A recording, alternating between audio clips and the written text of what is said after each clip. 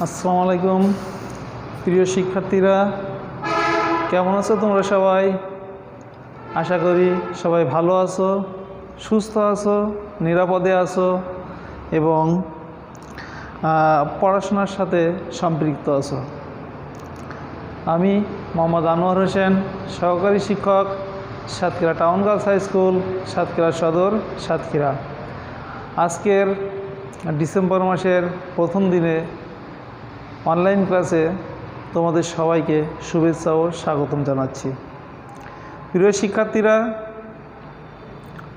করোনাকালীন এই সময়ের মধ্যে তোমাদের পড়াশোনায় যেন কোনো ব্যাঘাত না ঘটে, এই জন্যে এই অনলাইন কার্যক্রম চালু আছে।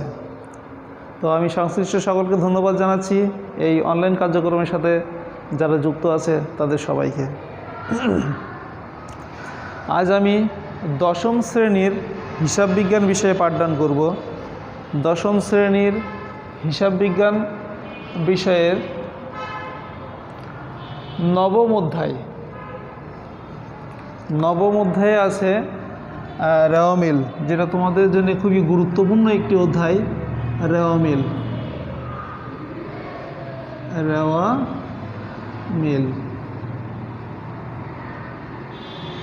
তো শিক্ষার্থীরা, রেওয়ামিল বিষয় শুরু করার পূর্বেই রেওয়ামিল জিনিসটা কি এই সম্পর্কে আগে তোমাদেরকে ধারণা নিতে হবে যে রেওয়ামিল জিনিসটা কি।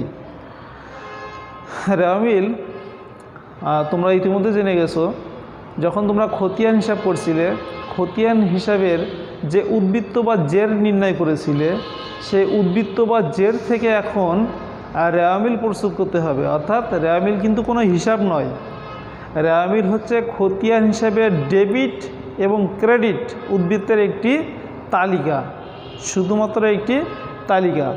তো দশম অধ্যায়ে যখন তোমরা আর্থিক বিবরণী প্রস্তুত করবে, আর্থিক বিবরণী প্রস্তুতের পূর্বেই তোমাদেরকে নবম অধ্যায় অর্থাৎ রেওয়ামিল সম্পর্কে সম্যক ধারণা রাখতে হবে।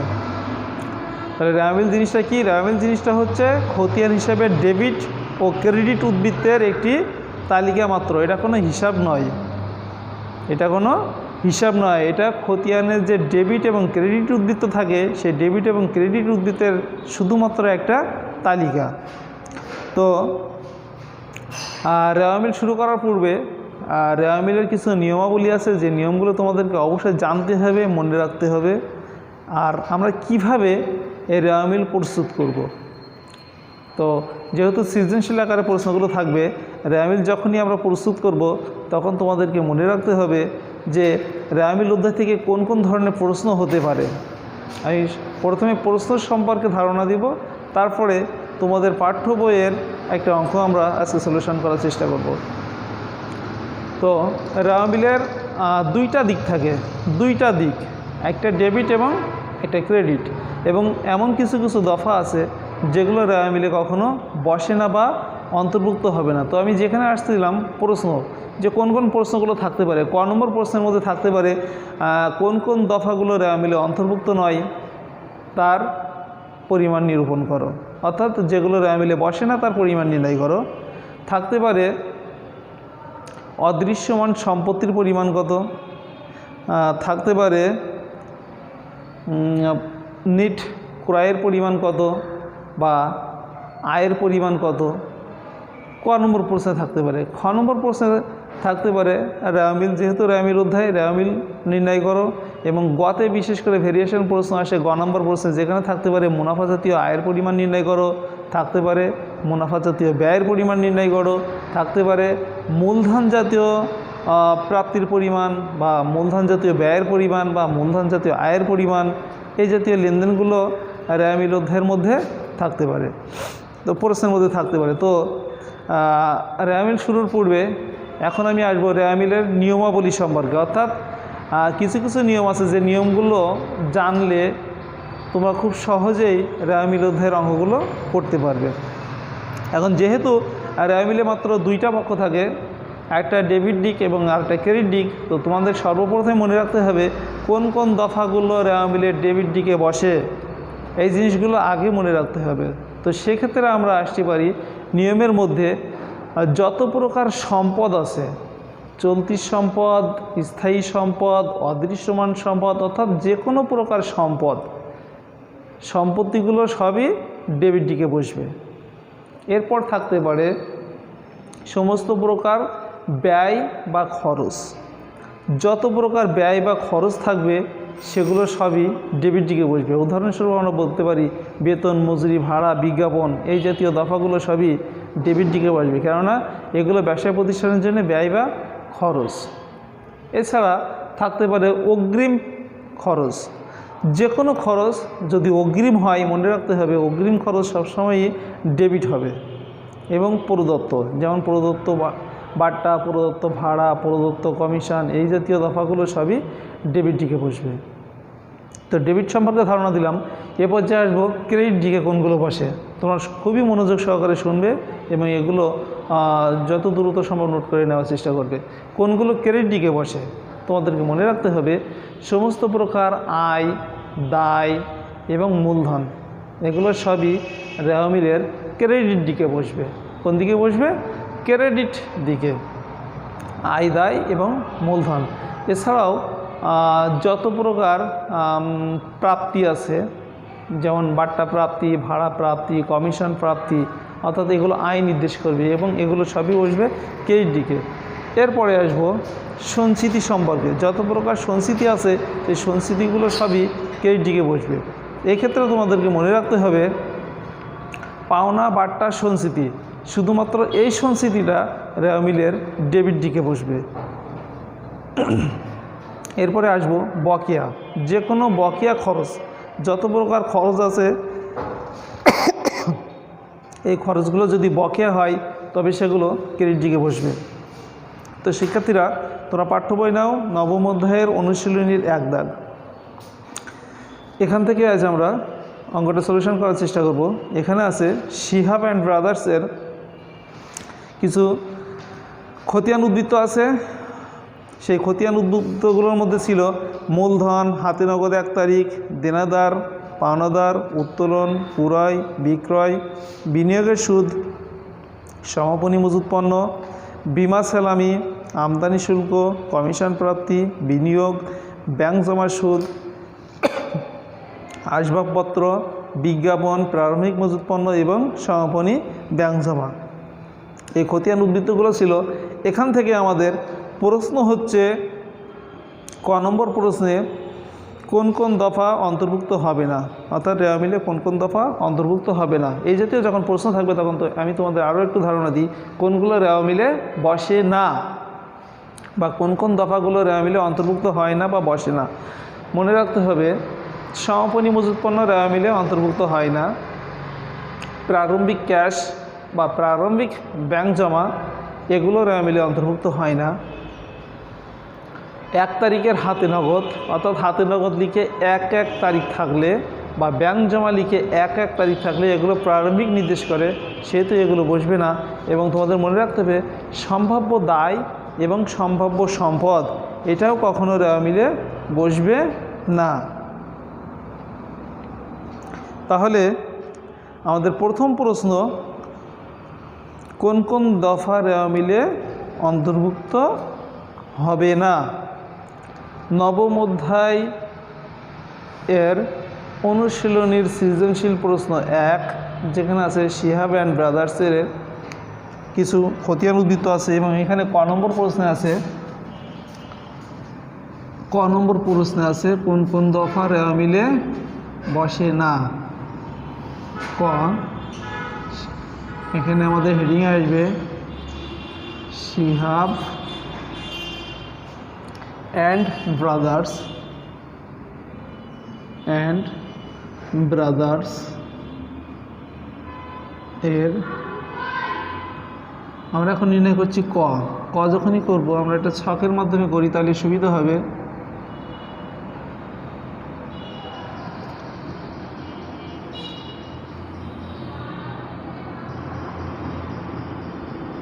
বিবরণ টাকা আমরা ছক কাটতে পারি। বিবরণ টাকা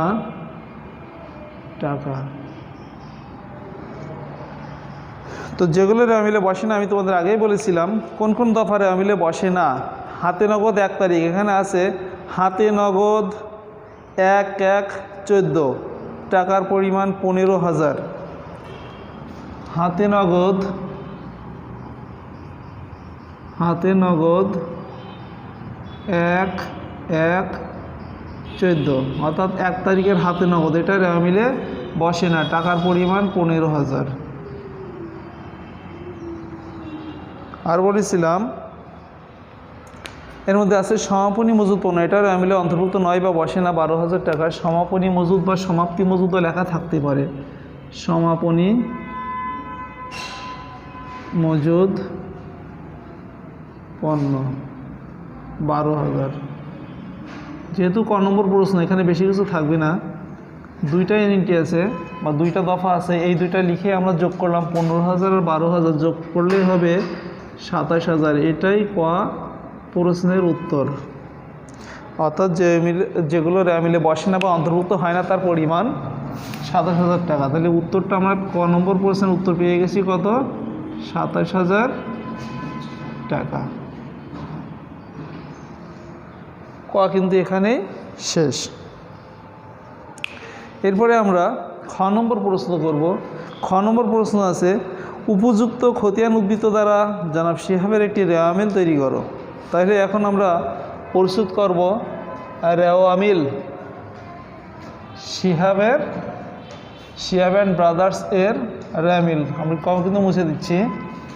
এরপরে আমরা নির্ণয় করব বা সলিউশন করব খ নম্বর প্রশ্নের উত্তর। খ নম্বর শিহাব অ্যান্ড ব্রাদার্স এর খ নম্বর প্রশ্নের উত্তর শিহাব অ্যান্ড ব্রাদার্স এর রেওয়া মিল।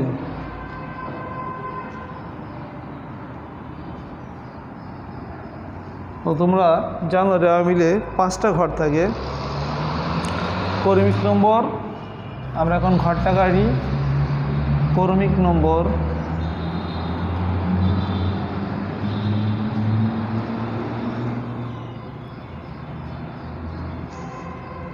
পাঁচটা ঘর হবে।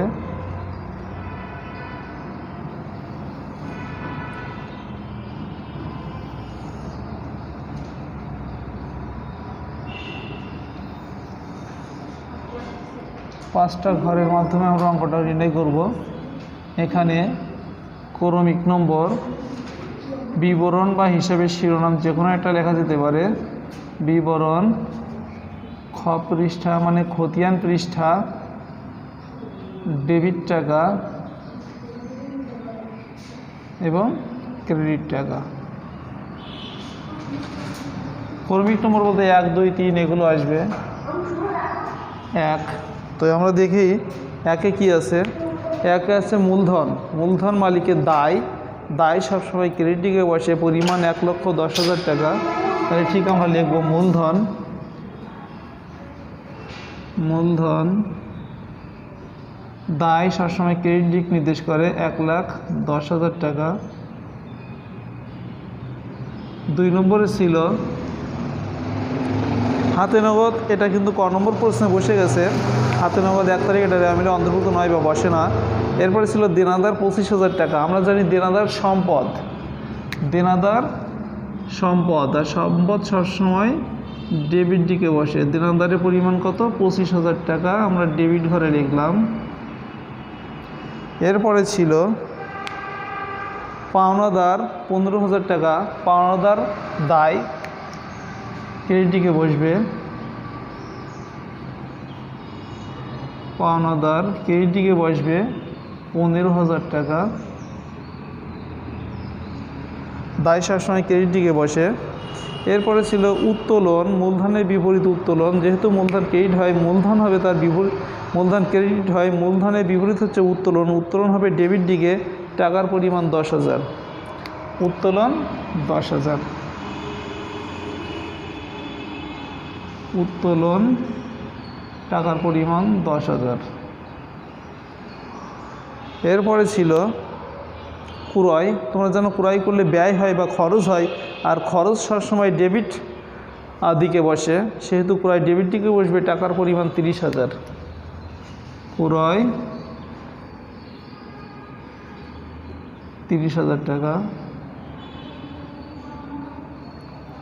এরপরে ছিল বিক্রয়। বিক্রয় করলে আয় হয়, আয় সবসময় নিয়ম অনুযায়ী ক্রেডিট দিকে বসে। বিক্রয় 45,000 টাকা, সেহেতু ক্রেডিট দিকে বসবে। বিক্রয় 45,000 টাকা, ক্রেডিট দিকে বসবে। এরপরে ছিল বিনিয়োগের সুদ। এই জিনিসটা বুঝতে হবে, বিনিয়োগ জিনিসটা কি। বিনিয়োগ হলো সম্পদ, আর সম্পত্তি যখন আমি কোনো খাতে বিনিয়োগ করব সেটা সম্পদ হবে, আর সম্পত্তি থেকে যে সুদ আমি পাবো, অর্থাৎ বিনিয়োগ করছি সেখান থেকে যে লভ্যাংশ আসবে সেটা ব্যবসা প্রতিষ্ঠানের জন্য আয় হবে, সেহেতু বিনিয়োগের সুদ আয়, ক্রেডিট দিকে বসবে 3,000 টাকা। বিনিয়োগের সুদ, বিনিয়োগের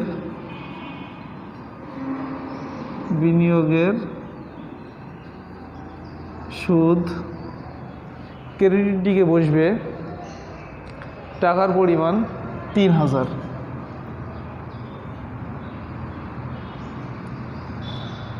তাহলে বিনিয়োগের সুদ আয়, এর জন্য ক্রেডিট দিকে বসবে। এরপরে ছিল বিমা সালামি 5,000 টাকা। বিমা সালামি, বিমা করলে যে খরচের টাকা দিতে হয়, এটা প্রতিষ্ঠানের জন্যে ব্যয় বা খরচ। ব্যয় বা খরচ সবসময় ডেবিট দিকে বসে। বিমা সালামি, টাকার পরিমাণ 5,000।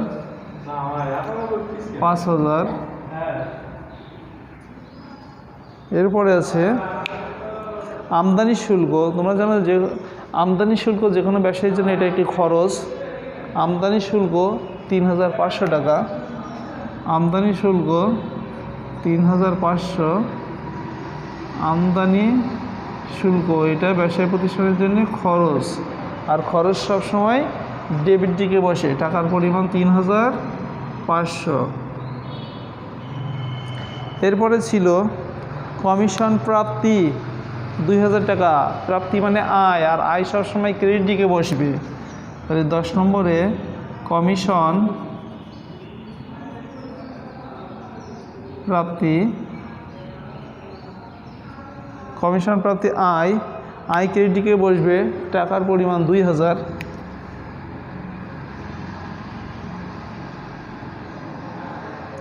এরপরে ছিল বিনিয়োগ, এটা সম্পদ। সম্পদ সবসময় ডেবিট দিকে বসবে। বিনিয়োগ সম্পদ ডেবিট দিকে বসবে, টাকার পরিমাণ 30,000। শিক্ষার্থীরা, এই ক্ষেত্রে তোমাদের মনে রাখার জন্য আরও একটু জিনিস বলি, সেটা হচ্ছে সুদের ক্ষেত্রে তোমরা সবসময় মনে রাখবে মূল জিনিস যেদিকে বসবে সুদ তার বিপরীত দিকে বসবে। যেমন এখানে বিনিয়োগ সম্পদের ডেবিট দিকে বসছে, কিন্তু বিনিয়োগের সুদ আমরা কিন্তু লিখেছিলাম ক্রেডিট দিকে, অর্থাৎ মূল জিনিসটা যেদিকে বসবে সুদ সবসময় তার বিপরীত দিকে বসবে। এরপরে ছিল ব্যাংক জমা সুদ 500। যেহেতু ব্যাংক জমা সম্পদ ডেবিট দিকে বসে, সেহেতু ব্যাংক জমার সুদ ক্রেডিট দিকে বসবে। ব্যাংক জমার সুদ 500 টাকা বসবে কোন দিকে? ক্রেডিট দিকে। এরপরে আছে আসবাবপত্র, এটা সম্পদ নির্দেশ করে, ডেবিট দিকে বসবে 40,000 টাকা। আসবাবপত্র, আসবাবপত্র এটা সম্পদ, আর সম্পদ সবসময় ডেবিট দিকে বসে, টাকার পরিমাণ 40,000। এরপরে আছে বিজ্ঞাপন, এটা খরচ নির্দেশ করে, সেহেতু এটা ডেবিট দিকে বসবে 1,000। বিজ্ঞাপন 1,000 টাকা। এবং সর্বশেষ ছিল প্রারম্ভিক মজুত পণ্য 25,000 টাকা। প্রারম্ভিক মজুদ পণ্য 25,000 টাকা ডেবিট। আর একটা আছে সমাপনী ব্যাংক জমা, এটা সম্পদ ডেবিট দিকে বসবে। সমাপনী ব্যাংক জমা, যেহেতু ব্যাংকে জমা আছে এটা সম্পদ, এজন্য ডেবিট দিকে বসবে, টাকার পরিমাণ 6,000। তো আমরা সবগুলো দফা লিখে ফেলেছি। তোমাদের মনে রাখতে হবে খ নম্বর প্রশ্নে বলেছিল রেওয়ামিল প্রস্তুত করার জন্য রেওয়ামিলে যে যে দফাগুলো বসবে বা অন্তর্ভুক্ত হবে সেগুলো আমরা সবগুলো লিখে ফেলেছি। এখন এইগুলো আমরা যোগ করব। যোগ করলে আমাদের যোগফলটা হবে,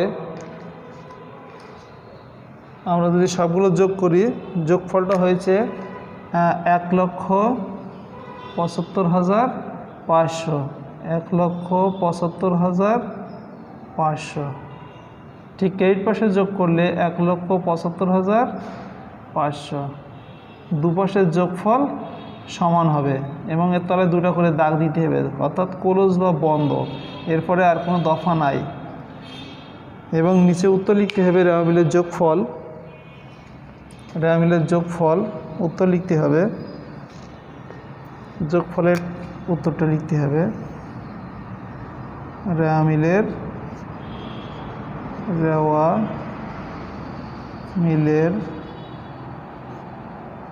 যোগফল 1,75,500।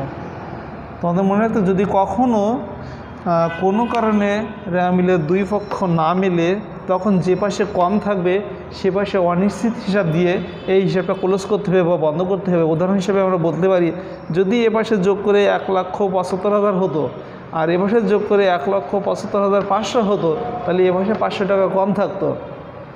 কিন্তু আমরা যেগুলো লিখছি সেই অঙ্কগুলো সবই ঠিক আছে, সেই দফাগুলো সবই ঠিক আছে, তারপরে যদি সেই অঙ্কটা না মেলে তখন যে পাশে কম থাকবে সেই পাশে অনিশ্চিত হিসাব দিয়ে যত টাকা কম থাকবে সেই টাকা দিয়ে হিসাবটা ক্লোজ করতে হবে, অর্থাৎ বন্ধ করতে হবে, এবং অনিশ্চিত হিসাব যে পাশে কম থাকবে ঠিক সেই পাশে লিখতে হবে।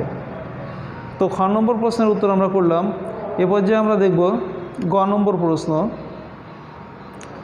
গ নম্বর প্রশ্নে কি বলেছে, উপযুক্ত রেওয়ামিল হতে মুনাফা জাতীয় আয় ও মুনাফা জাতীয় ব্যয়ের পরিমাণ নির্ণয় করো, অর্থাৎ মুনাফা জাতীয় আয় এবং মুনাফা জাতীয় ব্যয়।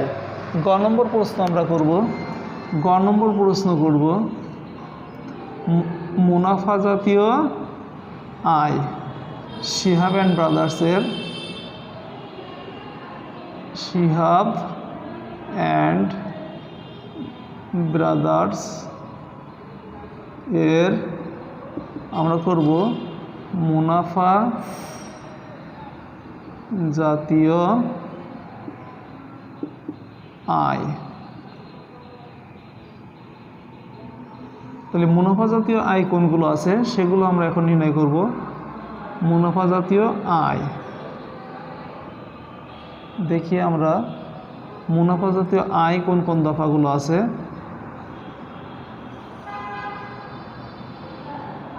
মুনাফা জাতীয় আয়, ঠিক আমরা বিবরণ টাকা ছাপ কাটি, বিবরণ টাকা আমরা খেয়াল করি আমাদের এই যে দফাগুলো ছিল এর মধ্যে কোনগুলো আয় আছে, মুনাফা জাতীয় আয়। অর্থাৎ মুনাফা জাতীয় আয় কোনগুলো আমরা যখন চতুর্থ অধ্যায় করেছিলাম সেখানে মুনাফা জাতীয় আয় ও ব্যয় সম্পর্কে ধারণা নিয়েছিলাম। গতদিন আমরা আলোচনা করেছিলাম মুনাফা জাতীয় আয় ব্যয় সম্পর্কে। তো মুনাফা জাতীয় আয়ের মধ্যে আমরা পাচ্ছি বিক্রয় করলে আয় হয় মুনাফা জাতীয় আয়। তাহলে বিক্রয় পাচ্ছি 45,000 টাকা, বিক্রয় টাকার পরিমাণ 45,000। এরপরে আছে বিনিয়োগের সুদ, এটাও আয় 3,000 টাকা, বিনিয়োগের সুদ 3,000 টাকা। এরপরে আর আয় আছে কোনটা, কমিশন প্রাপ্তি, অর্থাৎ আইন নির্দেশ করে কমিশন প্রাপ্তি 2,000, কমিশন প্রাপ্তি টাকার পরিমাণ 2,000। এবং ছিল ব্যাংক জমার সুদ, এটাও আয় 500 টাকা, ব্যাংক জমার সুদ টাকা ছিল 500। আর কোনোটা আয়ের মধ্যে নাই। এগুলো আমরা যোগ করলে যোগফল পেয়ে যাব 50,500 টাকা, 50,500, অর্থাৎ মুনাফা জাতীয় আয়ের পরিমাণ 50,500 টাকা। আর গ নম্বর প্রশ্ন আরও ছিল মুনাফা সাথে ব্যয়ের মোট পরিমাণ নির্ণয় করো। তো এ পর্যায়ে আমরা নির্ণয় করব একই জাতীয় মুনাফা জাতীয় ব্যয়। এবার আমরা দেখব মুনাফা জাতীয় ব্যয় কোনগুলো আছে। প্রিয় শিক্ষার্থীরা, তোমাদের মনে রাখতে হবে যখন আমরা মুনাফা জাতীয় ব্যয় নির্দেশ করব বা নির্ণয় করব তখন সর্বপ্রথমে তোমাদের একটা কাজ করতে হবে, সেটা হলো প্রারম্ভিক মজুদ যোগ ক্রয় বিয়োগ সমাপনী মজুদ, এই দফার কাজটা আগে করে নিতে হবে। প্রারম্ভিক মজুদ যোগ ক্রয় বিয়োগ সমাপনী মজুদ, এখানে আমরা 3টা টাকার ঘর দিব, কেননা এখানে এই কাজটুকু অতিরিক্ত করতে হবে। বিবরণ 3টে টাকার ঘর, আমরা ব্যয়গুলো নির্দেশ করব। যখনই মুনাফা জাতীয় ব্যয় নির্ণয় করতে বলবে তখন তোমাদেরকে প্রথমেই প্রারম্ভিক মজুদ যোগ ক্রয় বিয়োগ সমাপনী মজুদ এই কাজটুকু করে নিতে হবে, কেননা সমন্বিত ক্রয় নির্ণয় করার জন্যে। তো আমরা সেখানে আমরা পাচ্ছি প্রারম্ভিক মজুদ ছিল সর্বশেষ প্রারম্ভিক মজুদ পণ্য ছিল 25,000 টাকা, সেই দফাটি আগে লিখব। প্রারম্ভিক মজুদ পণ্য 25,000, এর সঙ্গে আমরা ক্রয়টা যোগ করব, যোগ ক্রয় কত টাকা ছিল? ক্রয় ছিল 30,000 টাকা, তাহলে এর সাথে যোগ হবে, যোগ হইলে কত হচ্ছে? 30 আর 25 55,000 টাকা। এখান থেকে বাদ যাবে সমাপনী মজুদ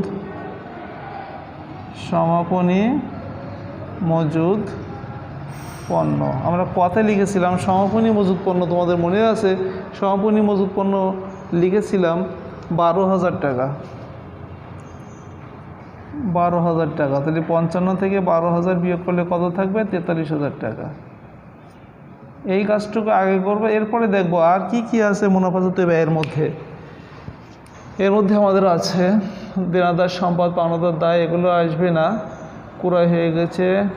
বিমা সালামি 5,000 টাকা, বিমা সালামি 5,000 টাকা, বিমা সালামি 5,000 টাকা। আর কি ব্যয় আছে? বিমা সালামি পরে আছে আমদানি শুল্ক 3,500 টাকা, আমদানি শুল্ক 3,500 টাকা। এবং সর্বশেষ যে খরচ সেটা আছে বিজ্ঞাপন 1,000 টাকা, বিজ্ঞাপন 1,000 টাকা, 1,000 টাকা। আর কোনো খরচ মুনাফা জাতীয় খরচ এখানে নাই, এগুলো যোগ করলে আমরা যোগফল পেয়ে যাব। আর 43 আর 48 এখানে 52,500 টাকা, যোগফল 52,500 টাকা। তো শিক্ষার্থীরা, আমরা এক দাগের যে অঙ্কটা ছিল সেটা আমরা ইতিমধ্যে শেষ করেছি। তোমাদের খেয়াল করতে হবে যখন প্রশ্নগুলো আমরা নির্ণয় করব, নির্দেশ করব, তখন আমাদের সবগুলো দিক খেয়াল রাখতে হবে। তো মুনাফা জাতীয় আয় এবং ব্যয় যখন আমরা নির্ণয় করেছি তখন মুনাফা জাতীয় আয়ের ক্ষেত্রে যেগুলো নিয়মিত আয় বা 1 বছরের মধ্যে হয়ে থাকে সেই আয়গুলো যোগ করেছি। মুনাফা জাতীয় ব্যয়ের ক্ষেত্রে আমাদেরকে অবশ্যই প্রারম্ভিক মজুদ যোগ ক্রয় বিয়োগ সমাপনী এটুকু করে নিতে হবে। তারপরে যে ব্যয়গুলো থাকবে সেগুলো পর্যায়ক্রমে লিখে যোগ করে দিলেই এর ফলাফল আমরা পেয়ে যাব।